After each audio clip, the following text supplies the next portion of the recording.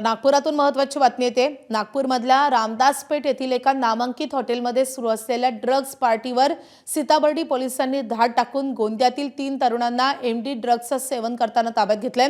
आरोपींकडून 1.640 gram MD powder जप्त करण्यात आली आहे। ड्रग्ज विरोधी मोहिमेदरम्यान नागपूर पोलिसांच्या सीताबर्डी पोलीस ठाण्यातील पथकाला रामदास पेठेतील हॉटेलमध्ये काही तरुण एमडी ड्रग्जचं सेवन करत असल्याची गोपनीय माहिती मिळाली होती। त्यानुसार पोलिसांनी 2 पंचांच्या उपस्थितीत हॉटेलवर छापा टाकला। खोलीची झडती घेतली असता गोंदियातील 3 तरुण नशेच्या अवस्थेत आढळून आले होते। त्यानंतर पोलिसांनी ही कारवाई केली आहे।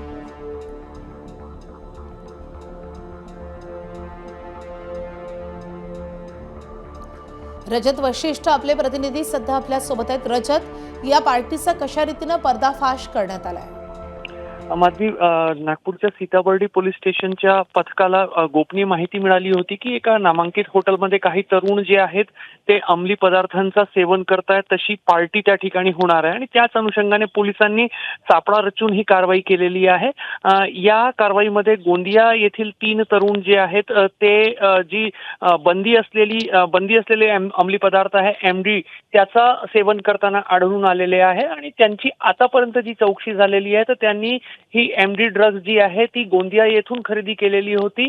मात्र ते त्याचा सेवन करण्यासाठी नागपुरात का आले याचा समाधानकारक उत्तर जो आहे तो मिळालेला नाहीये। त्यामुळे त्यांनी खरोखरच एमडी ड्रग्ज जी आहे ती गोंदिया येथून खरेदी केली की नागपुरातून त्यांना कोणी पुरवली आहे याचा तपास जे आहे ते पोलीस आता करत आहे आणि या संपूर्ण साखळी मध्ये पुरवठादार कोण आहे याचा शोध जे आहे तो पोलिसांकडून घेतला जात आहे। मात्र या 3 तरुणांना अटक करण्यात आलेली आहे आणि न्यायालयाने सध्या त्यांना पोलीस कोठडी जी आहे ती सुनावलेली आहे। रजत, या संदर्भातले अपडेट्स जाणून घेत राहू। सध्या धन्यवाद या माहितीसाठी।